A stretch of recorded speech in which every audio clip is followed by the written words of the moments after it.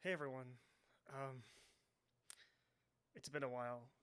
Right now, I'm recording this June 25th, and you are about to hear an episode that I recorded all the way back in February during the Black History Month series I was doing, the Black Cinema 4 Favorites. And first of all, I'd like to apologize, even though I hate it when online creatives get on camera or get on mic and apologize for not posting, just because being an online creative is tough nowadays. And all of us creatives are entitled to take breaks whenever we want. And yeah, just because uh, I've always I've always said this ever since I started the Real Lovers podcast or the Watercolor podcast before we change names. Mental health is something that we put first here at the Real Lovers podcast. And when I need to take a break, or when anyone needs to take a break, or we can't record just because someone isn't feeling up for it, we're not going to record. We're not going to post. We're going to put our mental health first. Um, I don't want anyone to be worried during like the time I wasn't posting. I wasn't like in a really bad state of mind, but it was just like I needed to take a break. Think about the break that we had from February till June 25th, since I'm posting it today, this episode today finally. Think of it like a little bit of a hiatus, kind of like when your favorite television series or television show takes like a mid-season break. Kind of just take a step back and kind of like think about where you're at with the show, and kind of like get new ideas, get some new graphics, work on a potential website. Oh, I haven't talked about it much. I am currently working on thereallovers.com, where this podcast can permanently live, just to kind of like ease off of social media, just because of the state of social media recently. But yeah, this is it's been quite a long 4 months without posting, and I'm sorry for the people that didn't get any episodes or anything like that. But you do have 100 plus episodes and episodes to get caught up on. It was, and I really appreciate kind of like seeing all the downloads too. Like, uh, just because I'm really just doing this for myself, to be honest. Just watching like all these movies that I've haven't seen before and wanting to see, and it's been a really wonderful journey. And anyone that is willing to listen or watch, I am eternally grateful for your viewership and listenership. Uh, so yeah, uh, but I'm just gonna get out of here, just because I know you've been anticipating this episode, anticipating this conversation I had with André Santana. He's been on the podcast multiple times, and we talked about our favorite um black films during the month of February. And part of the reason why I wanted to hold off on this, I almost waited until next Black History Month, but I started thinking, I'm like, you should be celebrating black cinema all year round. And we just had Juneteenth too, so this is kind of like a perfect opportunity to celebrate some really wonderful black films. And I really hope you enjoy this episode. And we're going to start getting back into covering more of the Letterbox 250 series, so stay tuned for that. And without further ado, I'm just going to get you into this episode. Um, I've been Marley Silverbrand, and I hope you enjoy this episode.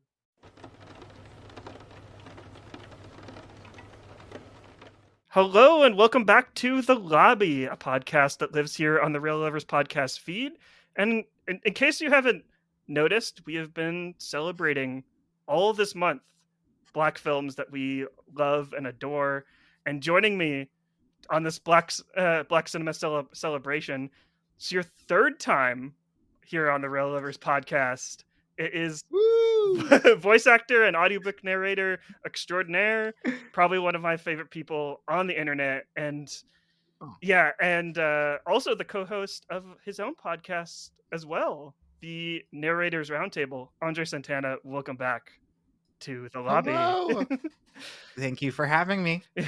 Yeah. I whenever I book you, on like one of these recordings, I'm always very excited because we always have like a very engaging discussion. So uh, when I asked you like your four favorite black films, I was like, no, I'm very excited for this discussion because I do know them already. The last few guests they kind of hid them from me just because they wanted to be a surprise. But I'm glad that you're just like, yeah. So I'm very excited. But g- in preparation for this episode, I kind of looked at both of our lists and realized like Mm, a lot of the films that we both picked, they're modern films.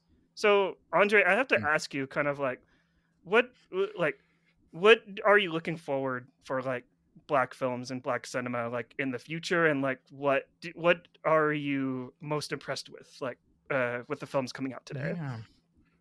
Yeah, I think there's two things I want to see. Um, and one I want to see for like a lot of people, not just black people, but also black Mhm, people. I'm looking forward to bad black movies. I'm looking forward to like it got green light and there's no stakes, and like if it completely tanks and it's the worst thing I've ever seen, it doesn't mean that like no black person is ever going to get greenlit out of that studio mhm. again. Like I've seen so many bad movies over the years. Let there be bad black movies. I, Just let there be bad black I movies. So I'm looking forward to those. I love that because I was actually thinking about this morning, and like I just saw Madam Web, and I know everyone is like that movie is like meme worthy. Like if you're on Twitter, TikTok, Instagram, everyone's talking about that film about how bad it is. And that you brought that up, I don't really see like a lot that happen to like a lot of black films. Like maybe like when they're kind of poking fun of like themselves, like I'm kind of thinking like the blackening a little bit, but that film's actually really Mm, good. And mm. so I'm trying to think like off the top of my head if there's any been like ever been a film like that, but that would be a very welcoming change for sure. So Absolutely. And I think the other piece for me is I think their film is what did film just turn 100 like in our mhm, lifetimes, right? yeah, Like I'm just excited to see what black people make of the medium. Like one of the films I'll talk about I really love because it was a big moment in lighting and how the color of your lighting can like differently impact people with darker mhm, skin on your cameras.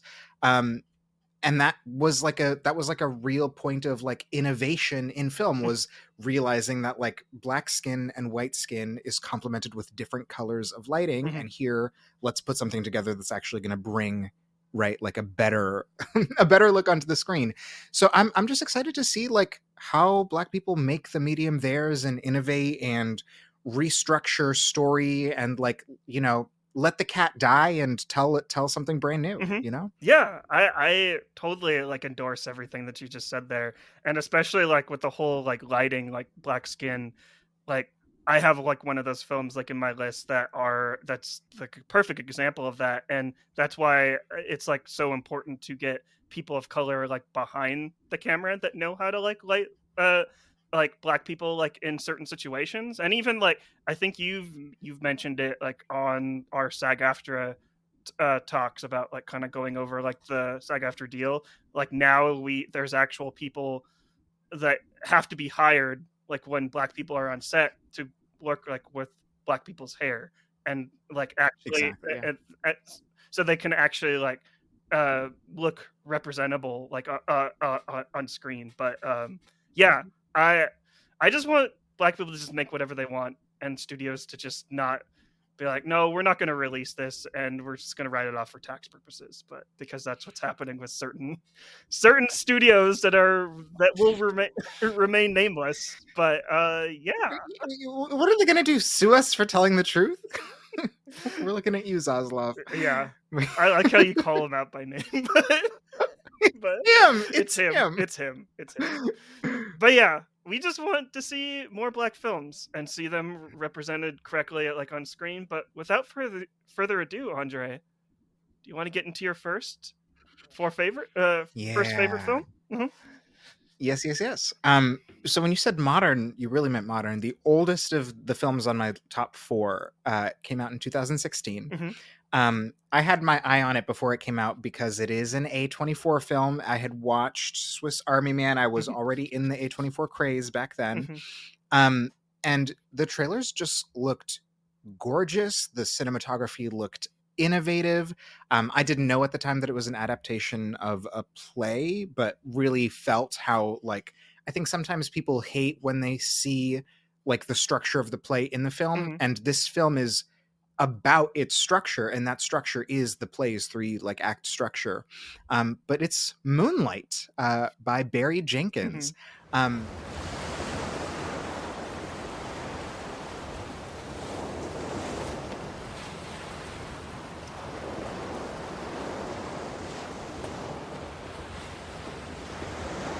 Come on, man.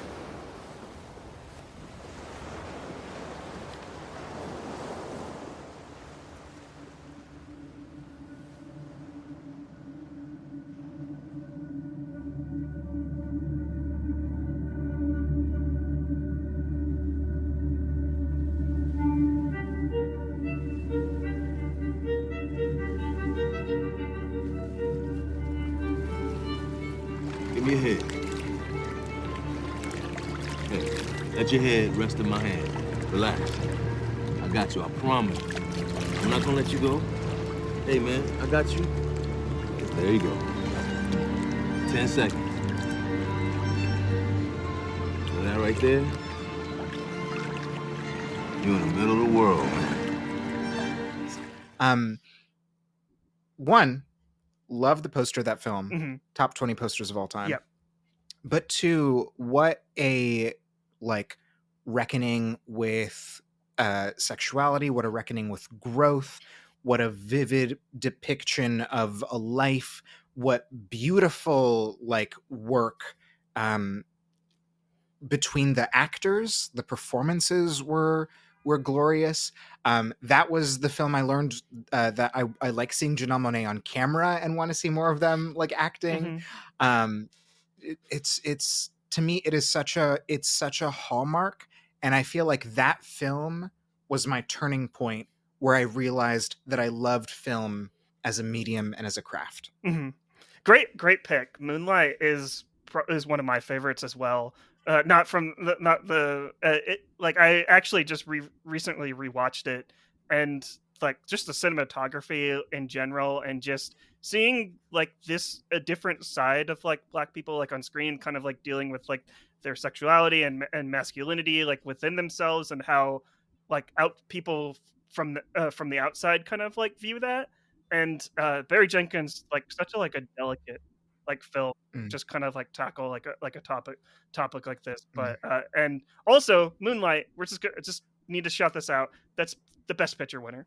Just have to Yes. shout it out. What a moment! Yep. What a moment in history! Hmm. What oh, and it was, I don't think it would have been the same if it was any other movie other than La La Land that had accidentally been called Hmm. in that moment. I, d- Um, I'm glad that you see that as a positive moment, because I remember seeing what happened like on that day, like when La La Land comes up on stage and they're like, "Oh wait, we didn't actually win. Moonlight won." I remember sitting with my mom because we watched like the Oscars like every single year together, and we were just kind of embarrassed at that moment, where it's just kind of like, "Oh, mm, what a blunder by the Academy to just mm. like this is their chance to highlight a really great black film and to have it kind of like, oh, these white people go up first." That's me being cynical, but I'm glad that you kind of brought it like a positive outlook to it. So, No, it's real, and I think like there's no getting around the fact that it's like disappointing that their exciting moment was, you know, washed over in this kind of blunder.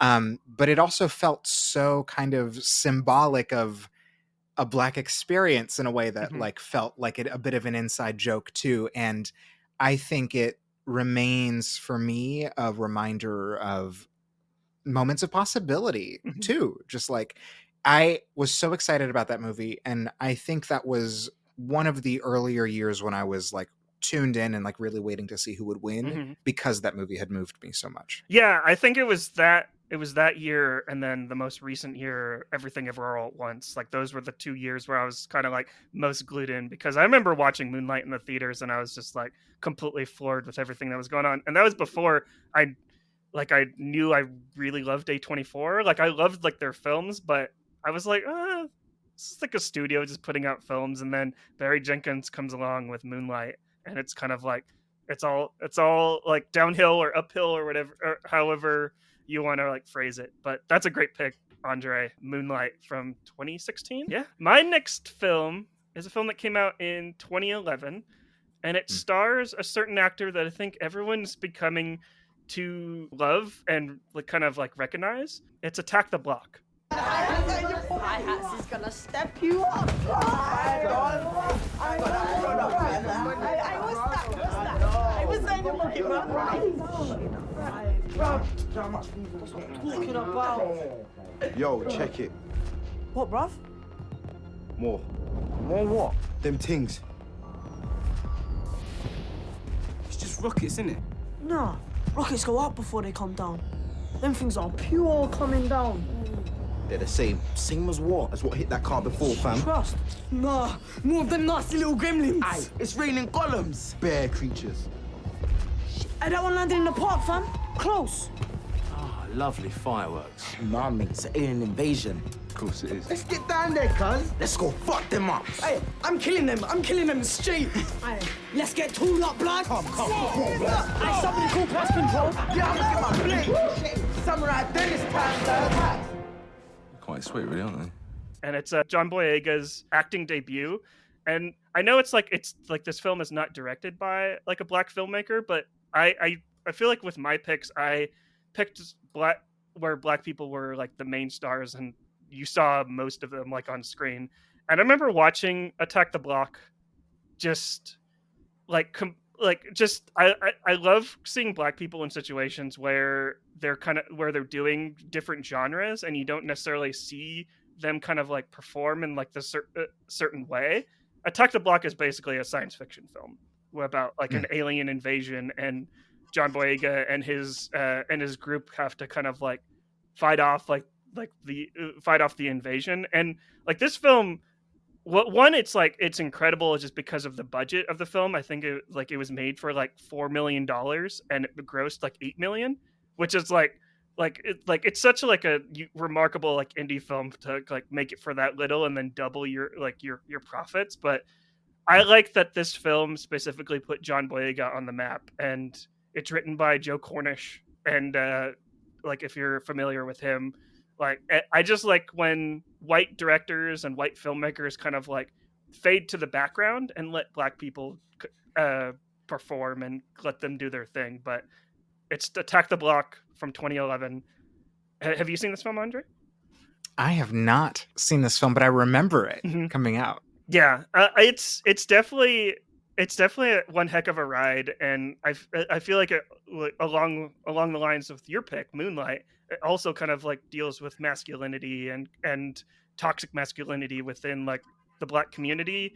And John Boyega just gives an electrifying like performance throughout this, and like especially rewatching it now, I'm like, it makes sense why he's pretty much like a star like now. I know a lot of people might push back a little bit on that, but John Boyega like he was in The Woman King like a couple years ago, and then obviously he was in Star Wars, even though Disney wants to. It's ridiculous, but we don't need to talk about it. We yeah, don't. But, yeah. I just saw Daisy Ridley's first movie since being in Star Wars, at least out of memory. But I want to see more of where John Boyega goes next, what he gets to do with like the space to perform, because he's got like great performances in him, you know, and so I want to see those contexts like blossom just like this. Like you said, like this isn't necessarily a movie that's like, here's another slice of life about like a contemporary, you know, kind of like story of like what blackness looks like today. It's like, just put black people in a science fiction context and let them run. Right. Yeah. Let them do it. Yeah. I will say the special effects weren't, especially on rewatch, they didn't necessarily hold up because the aliens weren't really much to like look at. They're really just kind of like these black blobs. But I feel like that's kind of like it's like this is an independent film, so it's kind of like if like my recommendation for people to like when they're watching this for the first time is kind of like just focus on like these performances and realize that John Boyega is just like a borderline star. Like it's an incredible film. But that is Attack the Block from 2011, directed by Joe Cornish and written by Joe Cornish as well. But yeah, Andre, what's your next one? My next one was from 2017, and we saw this creator director doing a lot of comedy before he wrote this horror film. And so everyone was really curious what it was going to be like. And I remember seeing it in theaters and just being blown away by that first moment of the twist. It's one of those movies that I wish I could watch again, like for the first time without knowing what the twist is. And I loved the performances. I loved all the subtle like symbolism throughout the course of the movie. I loved these like very intentionally written lines, because this movie is very much about race. Just lines designed to like really remind us what the experience of a microaggression is, as this movie blows up the like this idea of racism into something kind of like fantastical. But my number three, I guess, is Get Out by Jordan Peele. Tell me when you found it.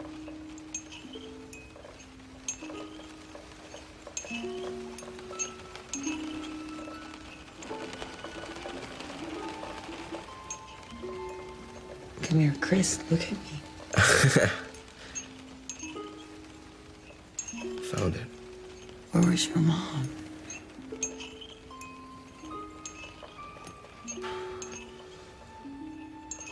She was coming home. She wasn't home. From work? And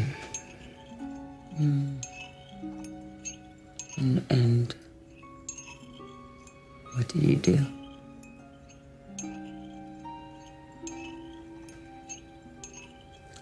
Nothing. Nothing? I just sat there. You didn't call anyone? No. Why not? I don't know. I just thought that if I did, it'd make it real.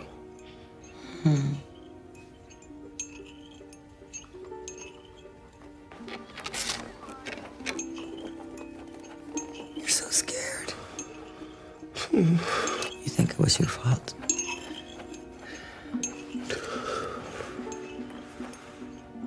How do you feel now? I can't move. You can't move. Why can't I move? You're paralyzed. Just like that day when you did nothing. You did nothing.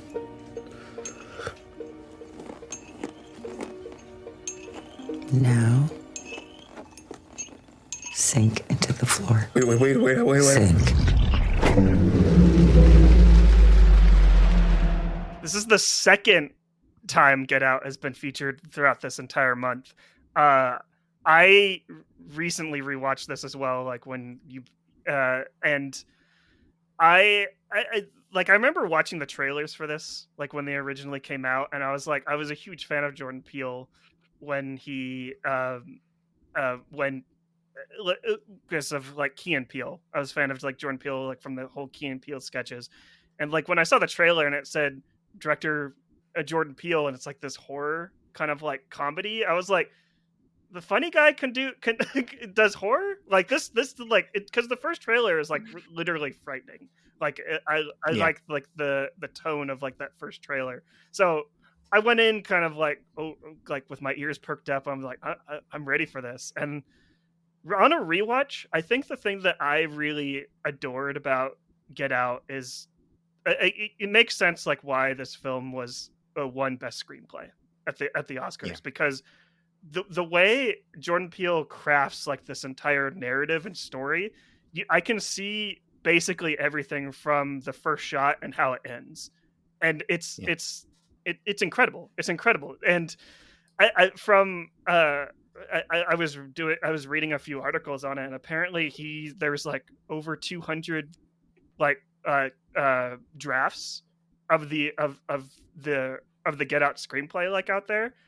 So it's crazy. It's like how much he worked on that script. But you I love that. you can see it for sure in the final product. Yeah, absolutely. It's thoughtful, it's worked on, and it's so like excellently, I think, realized. Both like from a directing standpoint and from just like so many favorites in that film. Daniel Kaluuya, Lakeith Stanfield, who get to like really play with these like very fascinating performances. So yeah, definitely it's stuck with me for very good reasons, for sure. And the funny thing that like especially on rewatch, the funny thing that I got from it is that it is classified as a horror comedy on Letterboxd, but I love like all the horror elements, the what Jordan Peele kind of like wove into the script and then like and told like these actors to do. Like even like is it Catherine Keener, like the mother of Mm-hmm. like I love that she's just like an old white woman. Just like that's her Yeah. performance. That's probably the direction that Jordan Peele like told her to do, and the way he like the way he directs like all of those scenes, it just it's so chilling because it's like we've all been in like those certain scenarios. Like I'm sure you more than me, but it's just. I don't know. I just loved the way he kind of like crafted like the awkwardness of like those situations that Yeah. made him scary. It's incredible. Yeah. It's all people we've seen in contexts we haven't, and so it just makes it so much more personal and the terror more terrifying, for sure. Yeah. Yeah. But like you said, Lakeith Stanfield, just like amazing performance. I've mentioned a couple of movies already like on this series that I'm doing, but it's like just amazing performances like all around, and just I love the way it ends too. We won't reveal it because it's in case people haven't seen it yet, but After all this time. yeah. And I do actually really quickly have one addendum to make. I said that I was excited to see what John Boyega did. I know he was in Woman King, but I haven't seen Woman King yet. But I did watch They Cloned Tyrone, which was very fun. Yeah. More sci-fi for him, and also very much about race, but still very fun, great performances. Very solid movie. Yeah, that They Cloned Tyrone was definitely it was on my top 10 of 2023. Didn't make my my 4 faves just because I already mentioned it, but like that's like an incredible like blaxploitation like type film for John Boyega to just. I like that Netflix gave him like all the money in the world to just kind of make like this film that he wanted to make, and I don't know, it's incredible. But yeah, Get Out, a masterful a master in filmmaking. Jordan Peele. Well, the next film that I want to talk about, it's a film came out in 2013. It's a rather personal film for me, just because growing up in Northern California and still living in Northern California, I saw like this news story like constantly, and it's Ryan Coogler's directorial debut, and it's Fruitvale Station. Shots fired at Fruitvale. We're just trying to get home. What is going on? Next stop, Fruitvale Station.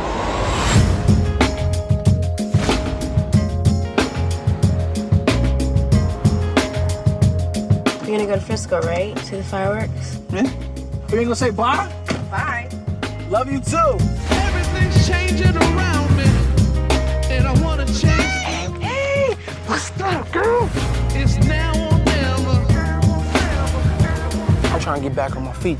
I really need this job. I hired somebody else. I feel different today. What'd you do today? I don't know what else to say. Thought I could start over fresh, but it ain't working out.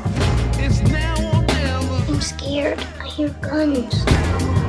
Those just firecrackers. You're safe inside. What about you, Daddy? We'll be back before you wake up. I'm gonna be fine. From 2013. It follows the true story of like the tragic event of what happened at Fruitvale Station, where I tried my hardest throughout this entire month to try not to like focus on like Black trauma films, just because we've seen enough of those. We've seen enough slavery like Black films. So I tried to focus on that, but the thing that I loved about Fruitvale Station is like, yes, it's a Black trauma film, but Brian Coogler has shown like this craft like incredibly well with like Wakanda Forever, Black Panther 2, And he showed it even better, like with Fruitvale Station. I know this film came out before Wakanda Forever, but I love the way he approached like this real life story and paid respects uh to to the person that paid respects to the family that this happened to.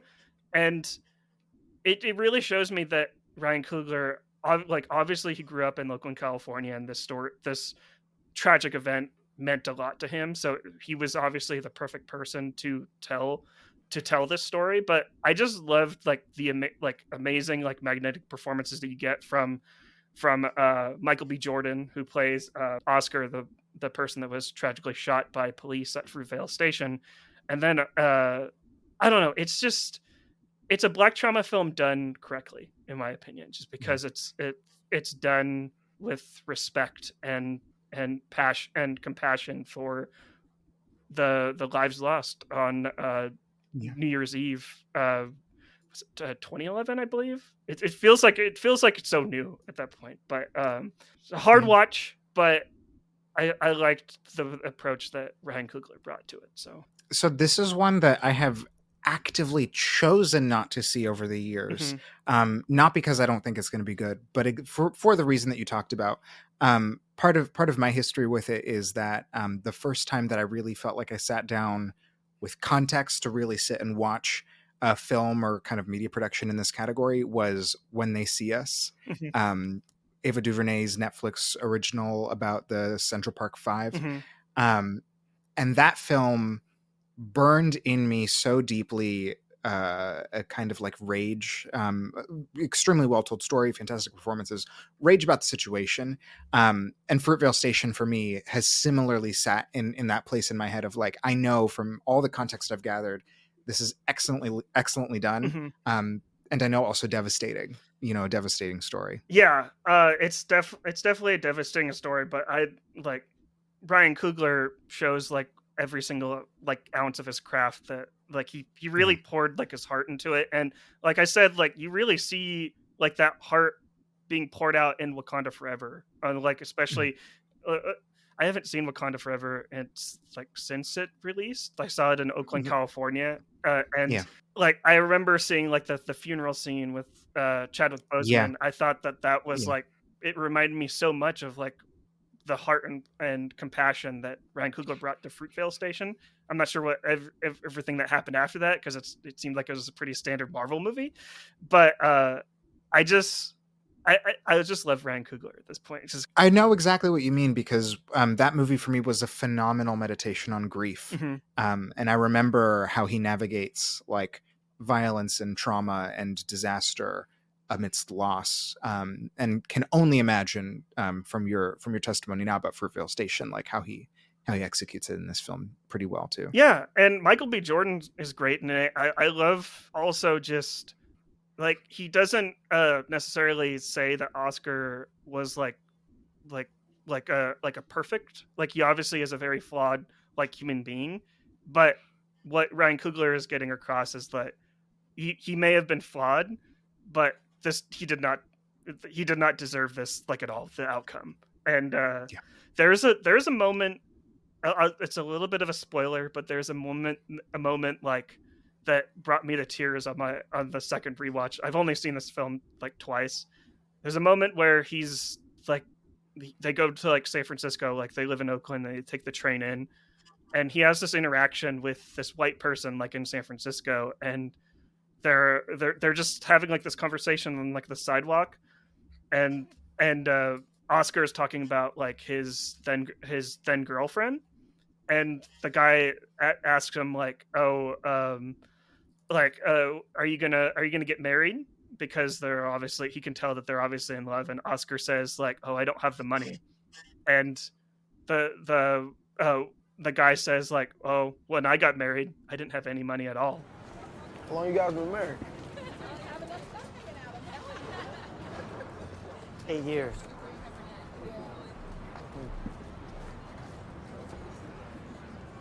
You thinking about it? What's stopping you? No money. Shitty reason. We had nothing when we got married. Oh, shit. I wasn't working at all, and she's a teacher. It's practically the same thing as far as money goes. How'd you get a ring? I stole it. Told you, I didn't have any money.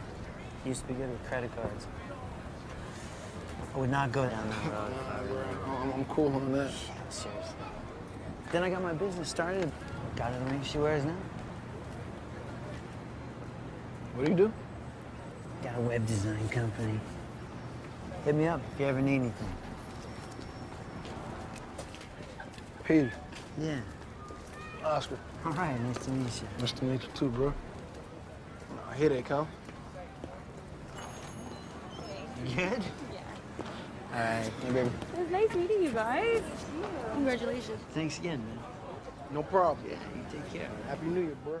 And that rung so true, and it brought me to tears just because I wish Oscar in real life heard that before like the tragic events, just because I'm sorry, I'm trying not to tear up, but it's an incredible, powerful moment that brought me to tears. And obviously I'm trying to hold it back, but Fruitvale Station, yes, it's a black trauma film. Like, repeating again, Ryan Coogler just treats the story with so much compassion and love for Oakland, California, and for the family of Oscar. But Fruitvale Station from 2013. Andre, what's your next pick? All right. Now I have a category of films in my head. And this category of films includes Ready Player One, the episode of Black Mirror called 10 Million Merits, and this movie. And this list developed only after I had seen this movie, even though I watched the other two before, because this movie features something that feels so consistently like wildly fascist and horrifying, but also like very real and like encroaching in the real world, which is a corporation that frees you of your debt so long as you live with them in like corporate housing and then work for them for technically no more money. But this movie starts off in a world where people are just like looking for jobs and work. That is this kind of like looming setting in the background, this company that's like, come live with us. We'll feed you and house you for free as long as you work. And I remember being so excited about this movie because my girl Tessa Thompson is in it. I had fallen in love with her in Westworld, and I was like, what can't she do?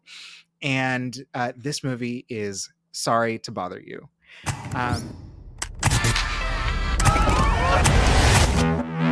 Man, I'm just out here surviving. And what I'm doing right now won't even matter. Oh, baby, it will always matter. Thought you said you fixed that. Get a room! I got a room, mother...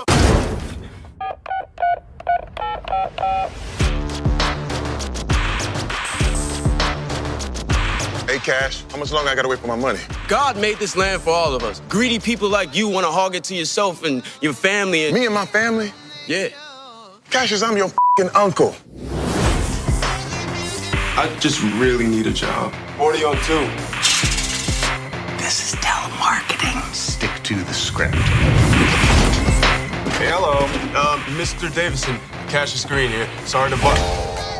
Let me give you a tip. You want to make some money here? Use your white voice. My white voice? I'm not talking about Will Smith's wife, like this young blood. Hey, Mr. Kramer. This is Langston from Regal View. And I cannot describe... I have a list of like things I wish I could watch again for the first time. I already mentioned that Get Out is on that list. Of course, the Sorry to Bother You twist is, to me, legendary. It's unhinged. Like, I feel like deeply when people, I feel like, especially now, like with the rise of social media, people use unhinged a little bit too much. But this is the perfect film to describe a film as unhinged, especially that ending.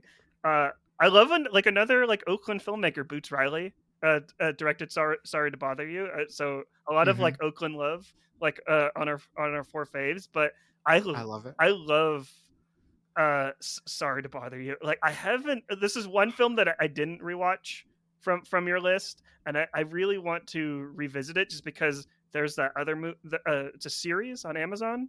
I'm a Virgo. Yeah, I don't know that one. yeah. Boots Riley also like created and show ran that. So I I just love to bother you, and I'm sure like you like did you get triggered quite a bit like when they do like the black like when they do like the white voice and like So it was so funny because at the time that this movie came out, my brother was working in banking, Mhm. and he and I had a lot of conversations about like him and his use of the white voice. And I would like a year later start also significantly working in a context where I was on the phone all the time. Mhm. So it was just extremely topical Mhm. and extremely relevant. More than triggering, I was like, oh my God, see, we all talk about this. Right. Yeah. I love that. It wasn't was it David Cross that did like the like one of the white voices for Lakeith Stanfield like in this movie? I think it might have been. I don't actually know who the cast was that did those voices. Yeah, I believe one of them was David Cross, which is I thought that was absolutely hilarious. That It was David Cross, Patton Oswalt, and then Lily James seems to have done a voice too. Yeah, the typical white voices that everyone thinks of at this point. Like love it. Yeah, Love it. I love it. That's a great pick. The unhinged ending, we won't reveal it here, but it's Oh my I God. remember sitting in the theater watching Sorry to Bother You, and that came up, and I was just like, okay, this took a turn, but I love it. One of the only movies where I feel like Armie Hammer's fall from grace actually complements his role in this film. Very, very much, very much. That's a great pick, Andre. Sorry to Bother You from 2018. My next Yeah. pick. So does this circle us back? Yeah, to your. This does circle back to Jordan Peele. Actually, it's his most recent film from 2022. It is Nope. You set it up at least the right way. Maybe I'm rich and famous for life. How you doing? You look pretty. She's like, she got a big. How? How we put it out? Well, that's what I'm saying. We don't just go for the quick cash in, okay? We go to the most credible platform to do the story. What's that, like Oprah? Yeah, like Oprah, for example. After that, everybody want in. Well, I'm saying there's plenty of videos of flying online. I saw one the other day that wasn't on Oprah. I didn't say Oprah. You said Oprah. You love Oprah. Like, all I'm saying is all that online is fake, low quality. Ain't nobody gonna get what we gonna get. What we gonna get? The shot. What shot? The shot. The money shot. Undeniable, singular, the Oprah shot. And I know this is probably recency bias, and everyone's said, "Oh, Get Out should be your favorite." I think especially like what you talked about, like the way Black people are lit, especially in like modern films today. I feel like Jordan Peele brought like he showed like everything, all of his skills like with this film, just because the way like Daniel Kaluuya was lit throughout this entire film. And probably one of my biggest like gripes, like whenever I watch a film, especially nowadays, is how dark everything is. And like whenever a night scene happens, I'm like, I can't see what's going on. I didn't have like this issue like when watching Nope. And go ahead, sorry. The entire movie was day for night. Yes. Oh, it was innovative work. Yeah. I love Nope. I feel like Jordan Peele, a lot of filmmakers now like to do one for them and one for me, but I feel like Jordan Peele is just kind of doing one for me like all the time, and they're still entertaining. And what I love most about this is like, yeah, like Jordan Peele is kind of like going back to like his horror tropes from like Get Out, but he's also doing like a monster movie as well, and he's showing to the audience that he can do like everything. Like he can do sci-fi, he can do just like, he can throw some mystery and some thriller in there. He also can do comedy really well. Danu Kaluuya does like an amazing performance, and also why am I forgetting her name? Keke Palmer. Keke Palmer. Yes, Keke Palmer. I love. So happy to see her on screen. I love like their chemistry together as well, and then my boy Brandon Pereira as well. Just like I didn't know I would fall in love with someone when I went into that movie, and it was Brandon. Yeah, me as well. But but yeah, Nope is just a fantastic movie that I feel like I don't know. It's I want to put like all three of his films up there, like Get Out, Us, and Nope. But I feel like Nope, especially on a rewatch, I just appreciated it way more, just because Mm. of just I don't know. It's just like just the way he crafted it was just like was just amazing. But you've seen this film, Yeah. obviously, Andre. Like, I've seen this film. I've loved this film. For me, like one, I did really love his commentary and his approach Mhm. to this film being about spectacle, about like our insistence on pursuing spectacle. And I adored specifically how he's like woven that in, not necessarily as a cautionary tale, but I guess somewhere in that realm, Mhm. to this Black family that has these like under recognized roots to film and to media that are fading away right before their eyes. Mhm. Like as they're navigating grief, they've just lost, right, their father Mhm. who used to run this whole business. And it's a, to me, a compelling personal narrative, like perfectly suffused with humor all the way through. And just, I think, like one of my most favorite, like act 3 action sequences in years, right? Mhm. Excellent ending to me. Yeah. And it shows like that it's not. I'm trying not to spoil it because it's still rather new. But no, I'm just gonna say it. The motorcycle scene is ripped straight from like Jordan Peele's just like obsession with anime. I won't reveal like what he actually references, but you probably will know what I'm referring to.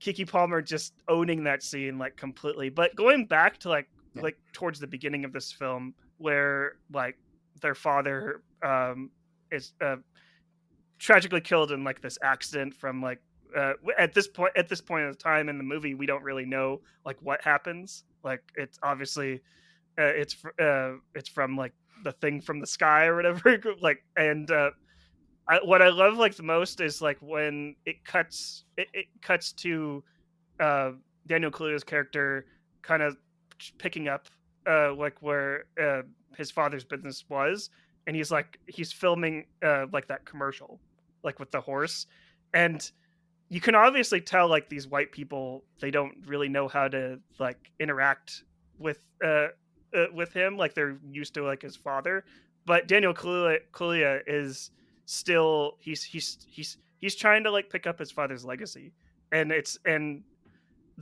kind of deals with like he doesn't want to do this type of stuff, and it's Kiki Palmer that's kind of like more of like the kind of like showy and kind of like and on the marketing side.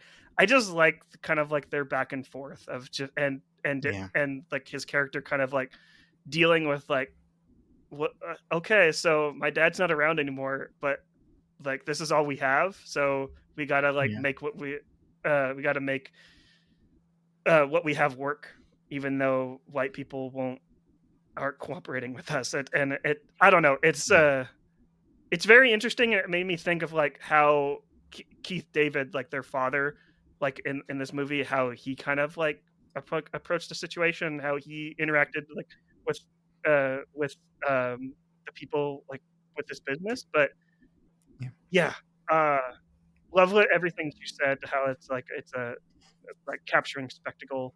I like even like towards the end of the film, like with the cinematographer, where like it's a perfect metaphor for social media, where it's just like we're trying to like capture like these moments like on screen, and then yeah, and just kind of Mm. like what's it for in the very end. But that's that's Nope. It's from 2022. It's my third favorite film. But yeah, Andre, what's your last pick? My last pick, also from 2018, Sorry to Bother You came out in January. This one came out in September. This pick for me, I experienced it in a number of ways. I just remember seeing the trailers thinking, wow, this looks beautiful. This looks thoughtful. I'm excited to see what they've got going on. I'm so excited about this cast because it was a mix of like faces I knew, Regina King, Coleman Domingo, with faces that I was just starting to get to know, like Teyana Paris and Stephen James and Kiki Lane. And I watched this movie and I fell in love with it. And I have not fallen out of love with its gorgeous, gorgeous soundtrack. 5, 6, I can do math, 6 years later. So this one is If Beale Street Could Talk. Hey, Nipsey Russell. Hey, what's up? What y'all doing? What you want to have? A boy. Bonnie.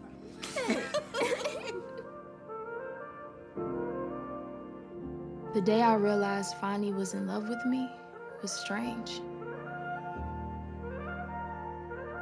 It was the day he gave Mama that sculpture.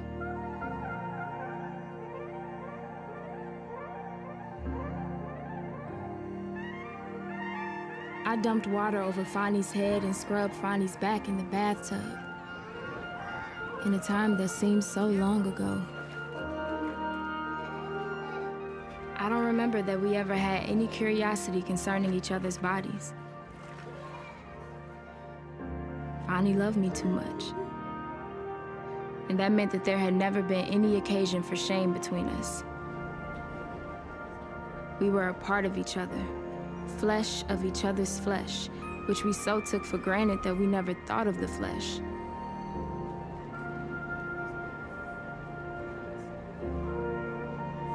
And yet, it was no surprise to me when I finally understood that he was the most beautiful person I had seen in all my life.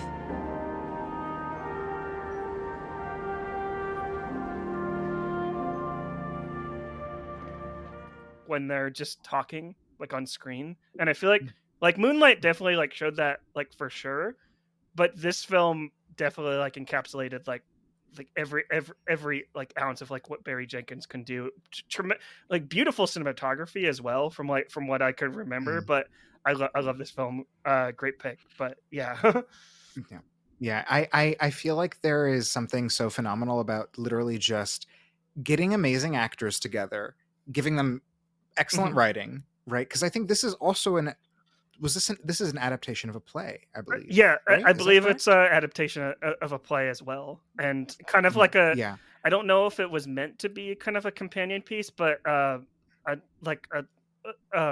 his first film, A Medicine for Melancholy, that he basically. I don't know if it was a companion piece for that, but I remember like especially just rewatching like that Medicine for Melancholy for the first time in like years. I saw a lot of similarities to that film of just kind of just like these relationships like on screen, and yeah, but yeah, incredible film. Yeah, absolutely gorgeous. And again, to underscore, I'm obsessed with this fucking soundtrack. Pardon my French, but like it is electrifying. It touches the spirit. If you didn't know, you've heard the soundtrack before because it's on TikTok all the time still to this day. And it's just gorgeously done. And I wish I had a list of like all of the instrumentalists who performed on that soundtrack, and I would just tattoo their names all up and down my wrist. Because it's gorgeous work, gorgeous compositions, so human and so fluid. And I feel like you just can't understate the power that has in like phenomenally performed scenes. Like Regina King is gonna make you cry anyways, but when that violin hits, it's over. Right. It's over. Yeah. Absolutely. Like I love Regina King as well. Like she, like whenever she's in something and I see her like her name pop up, I always have to like I always have to glue in. But incredible pick. I love If Beale Street Can Talk. I definitely want to rewatch it because you were mentioning like when we weren't recording like the stack cast that was in this film, like Pedro Pascal, Dave Franco, you said? Like, I'm looking it up right now. Brian Tyree Henry, Coleman Domingo, Teyana Paris, Diego Luna, like incredible. They got the team. MCU, the entire MCU cast. They got the MCU. This is Barry Jenkins' MCU with film, but that's If Beale Street Can Talk. and it's from 2018. Good talk. Yeah. Directed by Barry Jenkins. And then that leads into my last film. This last film is a film that came out last year in 2023, and I believe I've recommended this film on multiple occasions to you, Andre, and you still haven't seen it yet. I'm honestly very upset that you have not seen this film because it feels like it's right up your alley. 2023, I mentioned this on previous podcasts. It was the year for directorial debuts, and this like you had like Past Lives, you had 1001, and then you had Rye Lane, directed by Rain Allen Miller. Perfectly. Babe, that outfit? 10s across the board. Oh, thank you so much. You know her? No, she looks fire, innit? What's up, man? Cool kicks. What? Dickhead. Suck him up. Yep.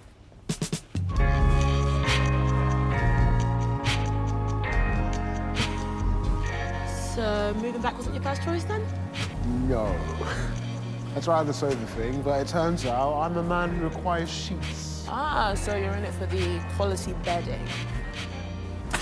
Honestly, it's like they never want me to leave. They bought me a PlayStation. My dad forces me on bike rides all the time.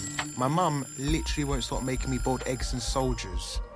Oh, you poor thing. I swear I'm devolving. You know, I can see you as a mummy's boy. Am I already fragile ego takes another blow? Oh. Where did you go? Where did you go? Where did you go? Where did you go? Where did you go? This film, I remember, I wish that this film got a theatrical release because the way, how beautiful like this film is, how like the way it's shot. Like, I love that it's on Hulu and it's easily accessible, and like that's another positive for like modern like Black cinema, that a lot of these films that we talk about today are very easily accessible. But it feels like Hulu kind of did this a disservice by not putting this in theaters, because just like the shots and just like these performances, they need to be presented on the big screen.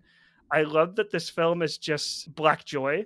Like, it's just like these Black people that break up with like their partners, and they just meet and they just have like a wonderful like time, like just hanging out with each other. And there's no like bad blood or anything like that. There's no like the twist where it's like they get into a fight. It's them just kind of like existing and having a good time and just smiling and being happy. Rye Lane was like, it was one of my I think it was in my top 5 of the movies from last year. That's a heartwarming comedy, like romantic comedy. And it's like, this is how you do romantic comedy. But I love Rye Lane. We need to end this podcast right now so you can watch it right now. But it's I'm gonna make you a promise that I will watch this movie in the next 7 days. I want to add, just from like what Rye Lane evokes for me, that like I joke with myself that like urban England is all just part of the Michaela Cole cinematic universe. And I feel like her TV show from Netflix, Chewing Gum, like set the stage for like comedy and like that kind of storytelling for something like Rye Lane, where like Black people can just like exist in the UK and find love and have a freaking rom-com. I love this movie so much. Like I said, it was in my top 5 of my favorite movies from last year. But I can't wait to see what Rain Allen Miller does next, just because it really was really special for me. I love this film so much. But those are our 4 faves. Let us know your favorite like Black films like in the comments down below. But Andre, I love talking with you about film. I love talking with you in general. But if people want to talk with you as well, or engage with you as well, where can people find you online? You can find me on Instagram and Twitter at Andre on the Mic, or TikTok at Andre.onthemic. And I'm at AndreOnTheMic.com. Yeah, Definitely all the links will be in the description where you can find Andre, connect with him. He's just a bright sunshine of a person that is so positive and yeah, and just a really great audiobook narrator as well.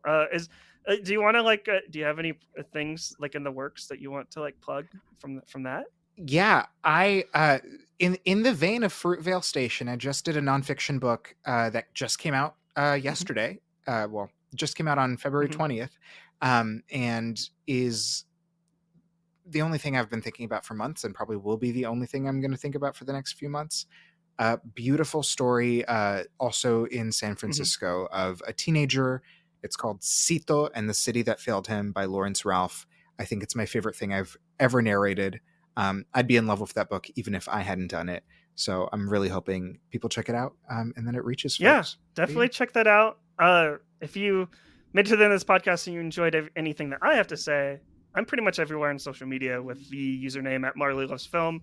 I feel like the most active places I'm at are Instagram, Threads, and TikTok as well. And YouTube, I'm still getting there, releasing kind of slowly. You can also listen or watch this podcast anywhere where you listen or watch podcasts, on YouTube, Apple Podcasts, Spotify, anywhere you listen to podcasts where this podcast is listenable as well. And then yeah, if you know what, if you I don't normally promote this, but if you have a black film that you want to talk about and you want to tell us about it, you can also shoot what.